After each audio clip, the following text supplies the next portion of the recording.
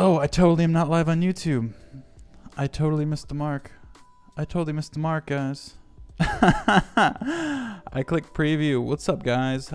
Welcome to my stream. Now I gotta redo my intro again. Alright, here we go. It's a good song, though, guys. Don't worry. What's up, guys? Thank you for joining. Thank you for joining my show. This is our intro song today. This is our intro song.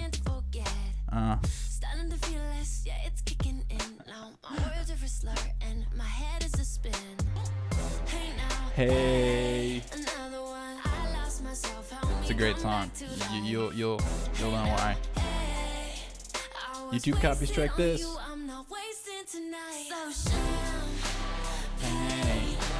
Champagne for everyone. Come on, sing along now. Champagne for everyone.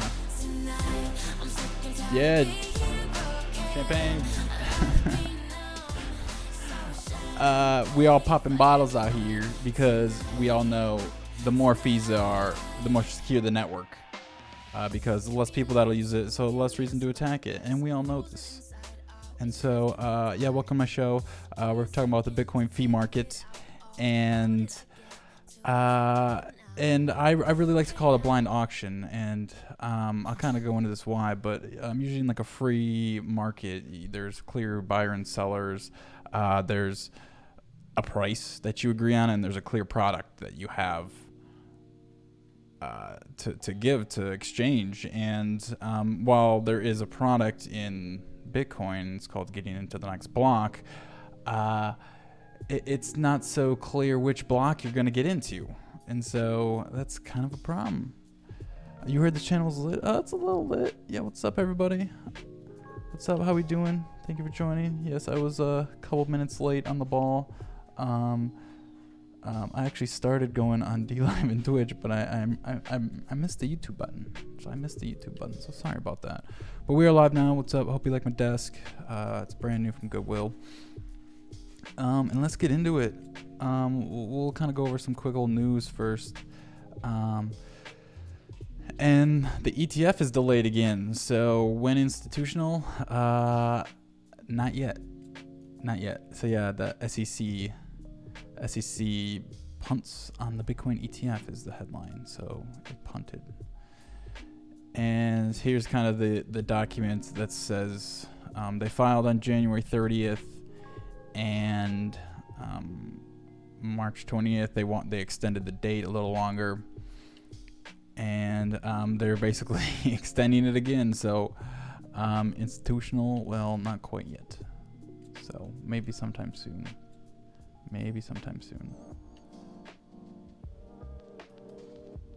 And some other cool thing that we're gonna do before we kind of get more into the fees and what's up with those is this new wall plugin for Electron Cash. And so we're gonna do it live. I did download it. Hopefully I don't have any weird things in my download folder. But basically this increases the fungibility of Bitcoin Cash because you have under a master public key, which is what your seed words are under, a bunch of smaller addresses are derived from it. And what this means is that basically every time you receive coins on most wallets, not all wallets, it'll create a new address for you. But this new address is derived from your main address. And so essentially what this does is instead of creating a transaction that brings all of the addresses together into one output, which kind of destroys the privacy, I guess, because you're combining all of your different coins into one transaction. So if somebody knew one of the coins were yours, or two of them, they could probably guess all the rest are yours too, right? And so what this does, it essentially keeps all of your UTXOs, your addresses, separate from wallet to wallet transfer. So yeah, let's try it out here. Let's see, we got a schnorr here.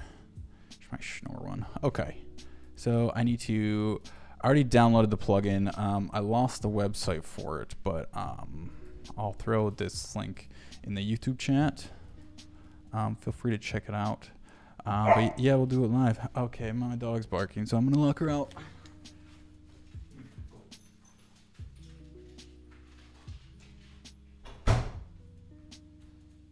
She's banished. No barking today, girl. Okay. Okay, so yeah, like I said, I already have it downloaded.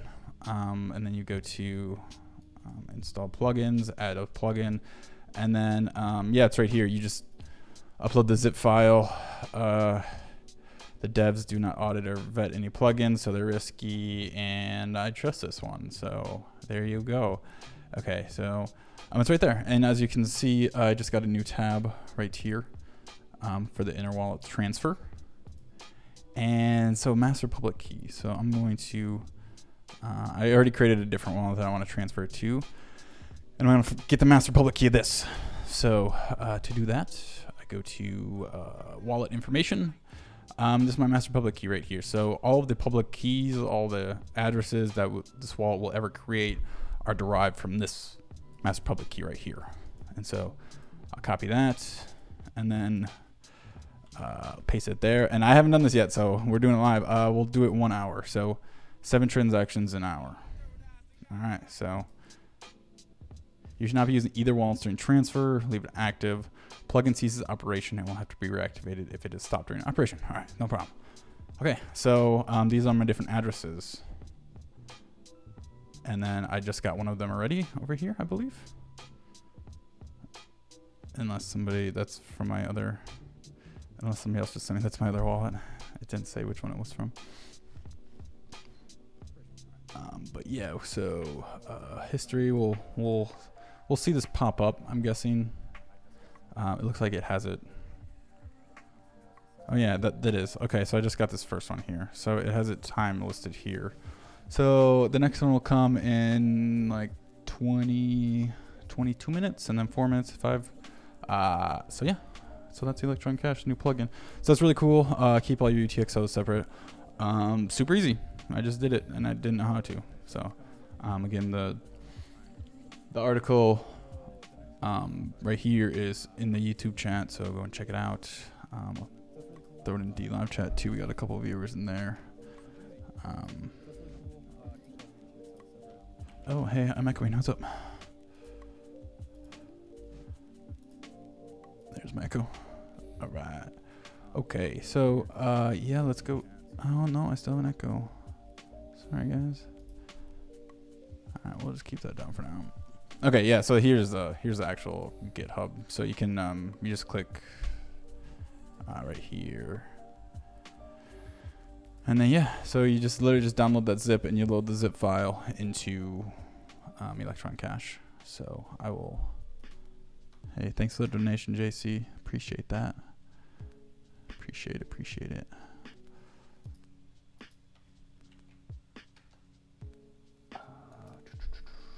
Okay, so let's get into the fees, huh? Well, what everybody came for, you know, because as you all know, I'm pulling out the champagne. Okay, so this is kind of the issue.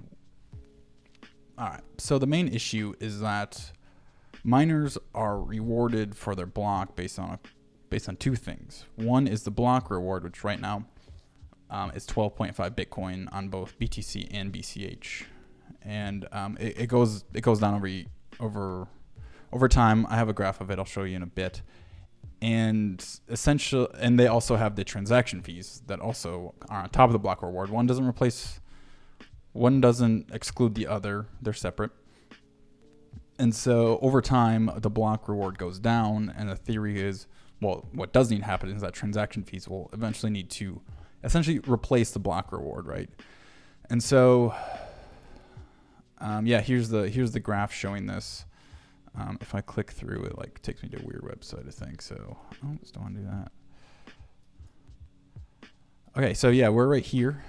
We're at 12.5, and yeah, this must have been a couple years ago. In 2020, I believe it is. We were gonna go. It's gonna half, so it's called the halvening, and we're gonna go down to 6.25, and so we're gonna have half as much block rewards. So, in theory, we would need double the transaction fees. Hey, thank you for the transaction. Thank you for the donation. If that was, can't tell. Was it this one? Yes, it was. It was a donation. Thank you so much. Appreciate that.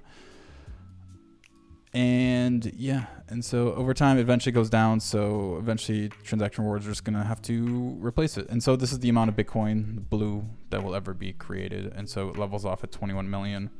It gets to, I mean, it's an inverse curve, so it gets to like the final Bitcoin like 2140 or something like that. And let's see. Oh, there it is. So that's a little bit bigger for you. And then that's also the percentage of the inflation is, okay, this is the inflation right here. So this is a log scale for the inflation right here. And so this is just another graph that shows that. You can kind of see the not log graph version of this, how it halves all the time. And so yeah, this is 6.25. And so I forked a little right here. And so right now on BTC, oh, a little spike. So this is the percentage of the transaction fee to the block reward. And so 10% on BTC of the total mining rewards that miners get come from transaction fees. And so on BCH, it's 0.03%. So very, very small compared to BTC. I wish this site could let you do further back in time, but it doesn't. It's got a bunch of great data on it, but sadly it doesn't. Again, this is fork.lol. Fork.lol. Great name, right? And so, yeah, eventually this will basically have to be 100%. And transaction fees just have to pick up. And so you just need more transactions. So there's two ways to go about it. You either need more transactions or you need transactions that pay a higher fee. And so this is BTC's current fees, and this is where the 10% comes from. So yeah, just today there was somebody paying 140 Satoshi per byte like regularly, which is probably about $4, $2 to $3. Again, that's like the top, but that's if you have a time preference of getting into a block faster. And so a lot of people do, and there's a lot of different wallet fees, wallet estimators, and stuff like that. And so let me Bitcoin fees.info, I think it is. My bad. Yeah, so there you go. I think this site's usually a little bit, I think, expensive, but I still think it's like decent because to get into the next block. And so if you, like, for example, if you're sending $1 million or whatever, and there's limited block space and you need a confirmation now, but I mean, obviously you're going to need more than one confirmation for $1 million, but say it's like $10,000 or $1,000, you don't want to do zero conf because you're scared of a double spend, which is possible without a confirmation. But there are instances where you want a confirmation right away. And right now on BTC, you'd essentially have to pay $4 to do that. And this is, again, it's an artificial market created by a limited block space.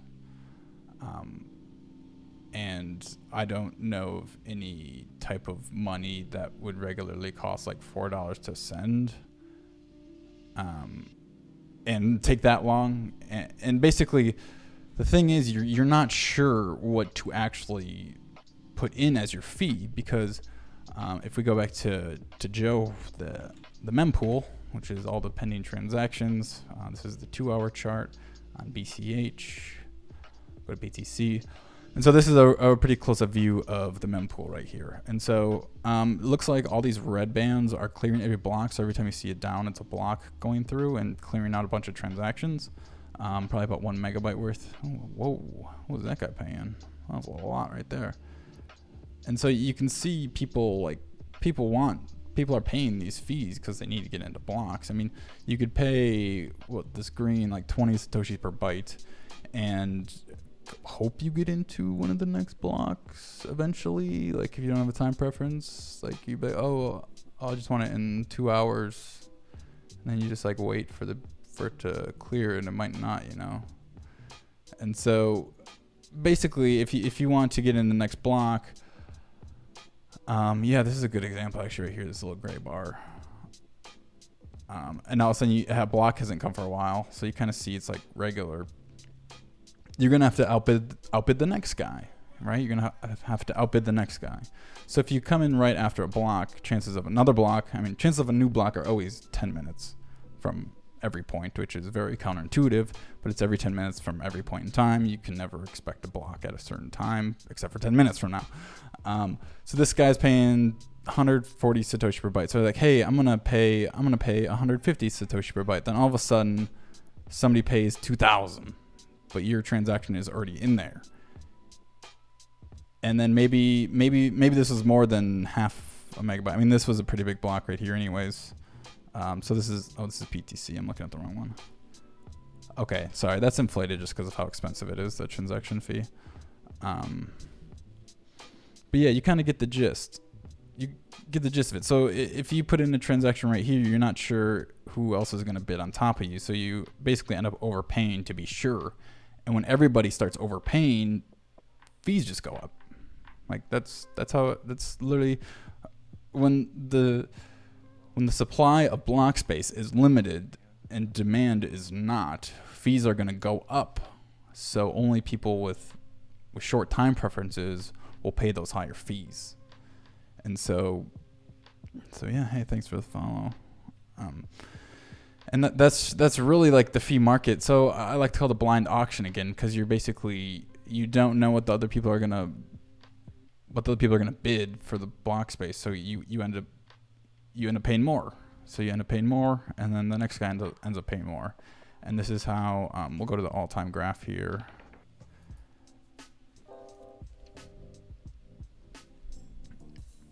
And yeah, it can get really nasty. And so this is, move this over a little bit. So this is like the last month. Basically when Bitcoin is volatile or goes up a lot, people actually use the blockchain, mainly probably to move funds in and off of exchanges. So he says, so you're saying BTC fees are artificially high the same way the De Beers family brought up all the diamond producing land and made diamonds artificially scarce. Yeah, it's very similar to that. Again, it's just simple supply and demand. If there's less supply and more demand, the prices are going to go up until the demand goes back down to meet the supply. It's very simple economics. And so you can see this kind of at work right here. This is back in the good old bubble, the 18K. People, you're just paying insane amounts, and this is where we got our $50 fees. Because again, everybody just piled on top of each other, and there just wasn't enough block space for everybody. And then you get to a mempool size that's 325 megabytes. More of a design flaw than a conspiracy. Yeah. Conspiracy or not, this isn't what peer-to-peer cash should function as. There should not be a fee market. It should just always be cheap. If it's not always cheap, what's the point of using it, right? And so Bitcoin fees. Okay, and so here's the champagne meme. So I see I'm kind of getting off screen here. So let's see if we can do this. Hopefully there's nothing weird underneath here. Okay, so yeah, you can kind of read it there. Personally, I'm pulling out the Okay, so this is Greg Maxwell, Bitcoin core developer. So this was during the huge freaking spike to December. Okay, so the spike happened December 22nd. This one was January 11th. The mempool size is a little bigger than, but you get the gist of it. There's another spike the day after. So this was December 21st, right when the fees were basically at $50. And he says, personally, I'm pulling out the champagne that market behavior is indeed producing activity levels that can pay for security without inflation. And also producing fee-paying backlogs need to stabilize consensus progress as the subsidy declines. But I'd also personally prefer to pay lower fees. Current levels even challenge my old comparison with wire transfer costs. But we should look most strongly at difficult to forge market signals rather than just the claims. SegWit usage gives us a pretty good indicator, since most users will get a 50 to 70% reduction without even considering the second order effects from increased capacity. And then, of course, James Dunlop knows more can be done for education. Perhaps the market signal isn't efficient yet, but we should get it there. And so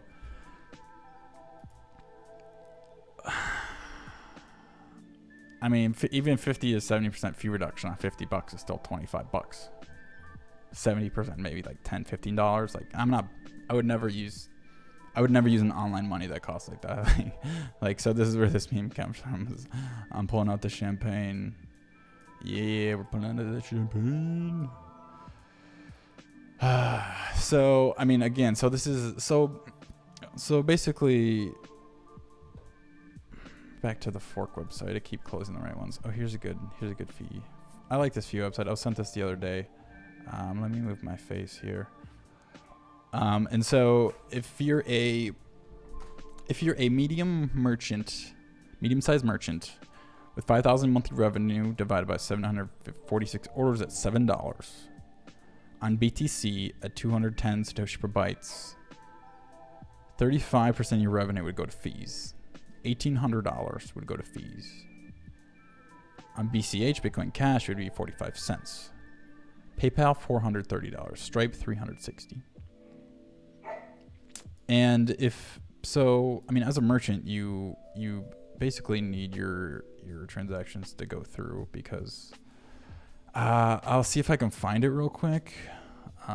It was a coins for close. I had it in my other video about Bitcoin Maximalist. Essentially, there was a transaction that was stuck in the mempool, and coins for close.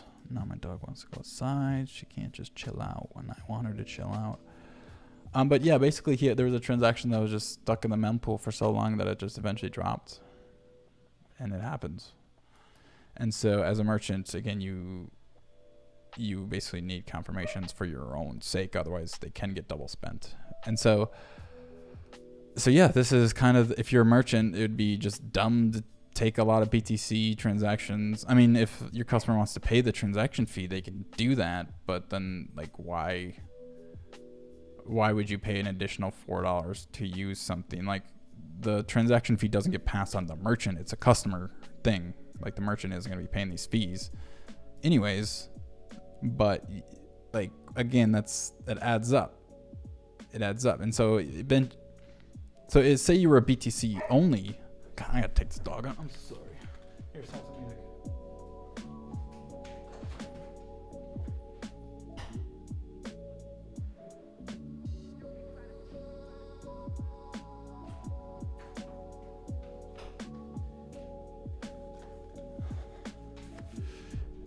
But this is basically a tax that's on the customer, right? And so, I mean, a tax on the customer, they're gonna buy less, so the merchant's gonna have to lower their prices to compensate. And I mean, that's just how a market works. That's just how a market works. So again, this is stats.bch.sx. Again, hey, thank you for the donation. I appreciate that. Unless that's actually is that my plugin transaction, or is somebody just throwing money at me? Yeah, throwing money at me. Thank you, appreciate that. Okay. And so, oh yeah, here's a good one. It's funny, I haven't refreshed this because he's blocked me since this, but so yeah, this, I mean, everybody got so triggered by it, Roger saying this, like, just so triggered. And again, right now, okay, so basically the thesis of this is that, okay, so here you go. Here's Bitcoin Out Loud. Shout out to John. I see you in the chat. Current BTC total fees for block are about a third of Bitcoin. Total fees. It's about $2,800. Number of transaction fees. Number of transactions to get there with ascent fees is 280,000, which is 250 bytes per transactions. Actually less now that we have Schnorr. It's not that much, but it's like 4%. But yeah, it's like 210, 220 bytes for a typical transaction. 530 gigabytes, yeah. That's literally in like 100 years to pick that up.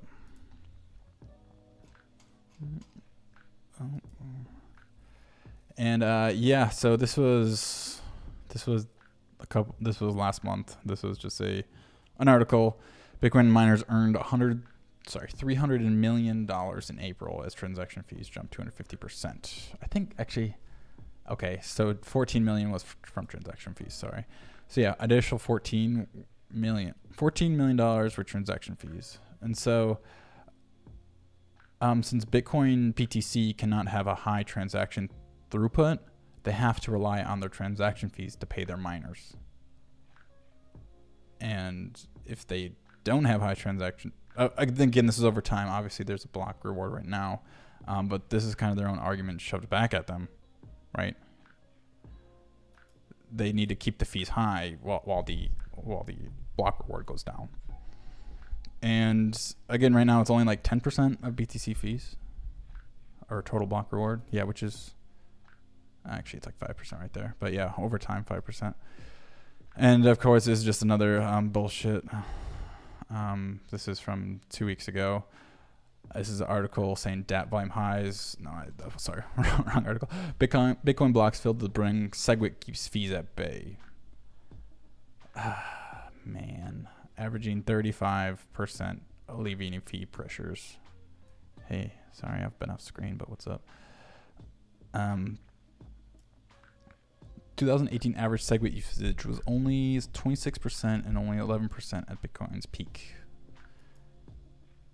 highlighting the continued adoption. So if you want to call 26% adoption, I thought it was at like 40%,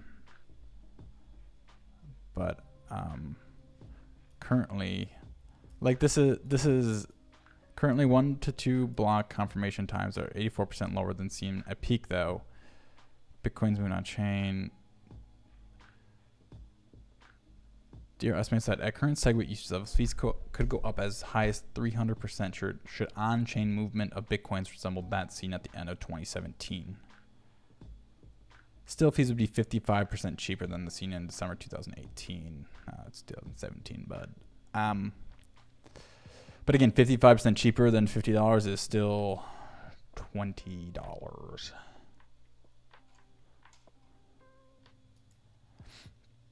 Yes, I am using Adblocker. FOP Business Insider. Again, this is just a mainstream. This is from August 2017.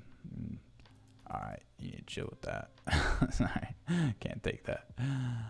And so this is the profitability of Bitcoin versus Bitcoin Cash over time. And so here is where the difficulty adjustment algorithm was going in, and like obviously the miners were kind of messing with the block time and like switching on and off the BCH. But I mean, to me, this just says that miners will mine what's profitable. They don't like, price doesn't follow hash. Is what I'm saying basically. Hash follows price. And so they will mine what's profitable. And so, yeah, transaction fees do have to eventually take over the block reward. But actually, so, oh yeah, that Greg Maxwell article, wherever it went. Hey, thank you for the donation. I appreciate it. Making it rain out here.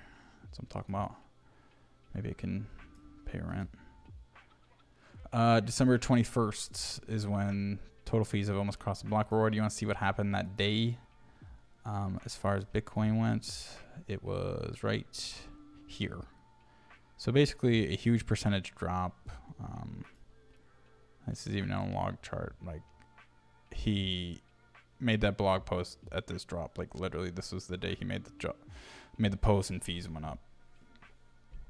And so it went from 17K to 12 back up to 14. It's 20% drop. So, but it's, you know, pull out the champagne, right? Pull out the champagne. Just on their website, and here's just a nice little thing that Samson said. I believe I might have somebody who wants to hop in on chat. Let's see if we can get him in here. I think I have to mute something though real quick. Let me know if you have any questions. Please do. Please ask me some questions. I would appreciate it. So.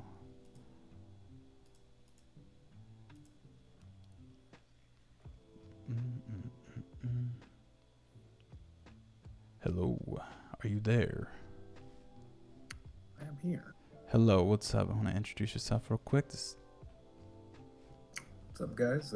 This is Lachango. Might see me around Coin Spice and the like. Lachango in the house.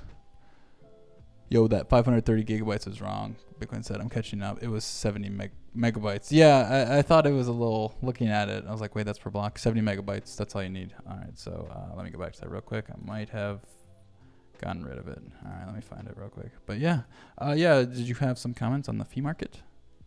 A little bit, yeah. So I'm maybe of the unpopular opinion that, so I am the BCH guy, right? But I'm definitely all for high fees on BTC. I think it's important that the experiment plays out to the fullest on both sides. So right now we've got BTC, which I believe its niche is the digital gold, right? Mm-hmm. That's what they want it to be. That's what the community largely thinks it is. So I think it's silly that they disillusion themselves with it being a payment network. I think they need to go one way or the other here. Mm-hmm. So, I mean, if you want the low fees, if you think that the end game here is to replace the fee reward or the block reward with a large amount of small transaction fees, mm-hmm. Cool. I think that's fine too. I think that's a more ambitious goal, to be honest with you. I think the more conservative goal of saying, hey, let's just keep this a speculative market and whoever wants to use it for that purpose is going to have to pay the fees. I think that's okay. I think that's kind of just basically admitting to saying, hey, we can't scale or we don't even want to try. So let's just try this because it's easy. And so I don't think there's anything wrong with that necessarily. I think that it's fine to let that play out and then to also have the more ambitious version of saying, hey, we do want to try to scale to larger number of actions, chain on CH side or. Yeah, I'll definitely agree with you that it's like more conservative because I just had some Twitter chat with this other guy and it's basically adoption or die for BCH. Like, we either get the transaction fees or we don't have anything to pay the miners with. And right, so it's definitely a higher risk, higher reward sort of thing. Yeah, yeah, definitely, yeah, and like literally the user base for BTC could basically stay the same, and they will always have their 14 million a month or whatever it was transaction fee to the miners, even when the block reward's zero. Again, this is like many years out, like at least 50 years out before I think this even becomes a problem. And even if it does become unprofitable, like more miners will just turn their miners off and difficulty will adjust. Yeah, I mean, it will. I think there is still a fairly short window where things just kind of start sliding downhill too quickly if the adoption doesn't come. I mean, seems like if there is an organic transaction volume to displace the miner reward, maybe in 2 or 3 halvings, I'd probably say that BCH might be done for, to be honest with you. But that's still a lot of time. Yeah, I mean, Bitcoin's only been around for 10 years. So, like, all these, like, ridiculous, like, in 100 years arguments, like, bro, 100 years ago was 19, like, even, like, 20 years from now is, like, so hard to predict. Like, so hard again. For sure. 20 years ago was, not even the 2000s, like, so... yeah, no, I definitely agree with you, like conservative versus like being reckless, but yeah, again, it's like adoption or die really at this point. So I agree. And I mean, like I said, maybe it's not such a bad thing that we have this more conservative approach that at the very least allows that speculation for that coin to flow into alternatives if it turns out that that's not what the market wants. Yeah, for sure. I mean, yeah, crypto markets are generally kind of stupid, but I mean, markets are markets, and they eventually discover a real price for something. And so we have John in the comments saying, arguably BCH is much lower risk than BTC. BTC assumes that people will continue to pay the fees when there are substitute goods like BCH, which is almost definitely not going to be the case. Yeah, I mean, I definitely see what he's saying there, but then again, like I'm saying, I think that the only use case for BTC is speculation, and I think people are willing to pay the fees for that case. Yeah, So there's still going to be people paying the fees to change their BTC for other substitute goods, which is which is fine too. That can sustain it as well. I mean, obviously, it's going to lose market share, but I mean, it can still hang on for a while. yeah, no, definitely. I mean, like yeah, people. I always find it funny when people say, "Oh, like Bitcoin just went up by $2,000. Like you can afford your transaction fee." It's like yeah, it's literally speculation at that point. Like I don't know. It's just yeah, when it goes down, you can't afford it though. But when it goes up, that's an argument that's used. So. What do I mean by adoption? That word is used by different people, but mean different things by it. I mean, I guess it's just more people using it for everyday transactions. People using it to buy things. Classic coffee example. But yeah, it's just more people having Bitcoin in their pockets. I try and pay people, friends in Bitcoin whenever I can, and because it's just easy, man. It's just easy, and you don't have to.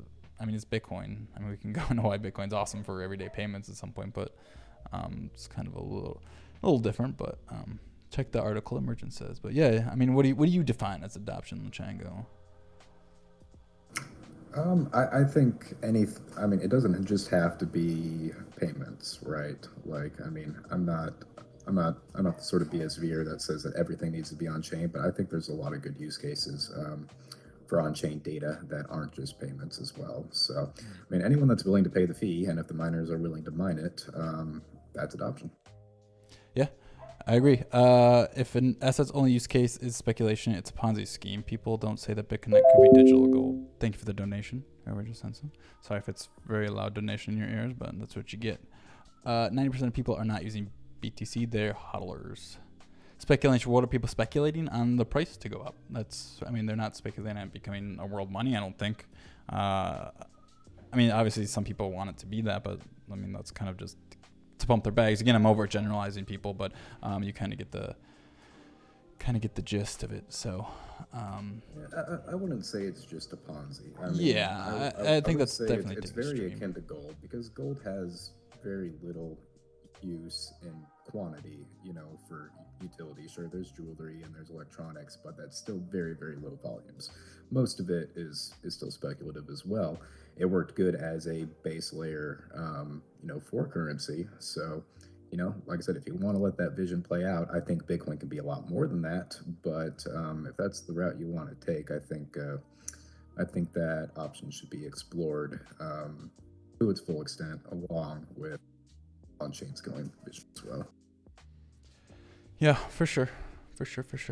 All right, well, we're coming up on like 40 minutes here, so I'm trying to keep my shows around a half hour, so I think I'm going to wrap it up here. Thank you all for tuning in, and as Samson Mo, the chief troll officer of Blockstream, essentially BTC, Trader UJC, credit cards are more practical for spending than BTC. So there you go, guys. Thanks for having me. Yeah, man, for sure. Thanks for coming on. Thank you all for hanging out. Good little short show. Let me know if you have any suggestions for future episodes, if you got any last questions. But if I don't see a question in 10 seconds, I'm going to sign off here.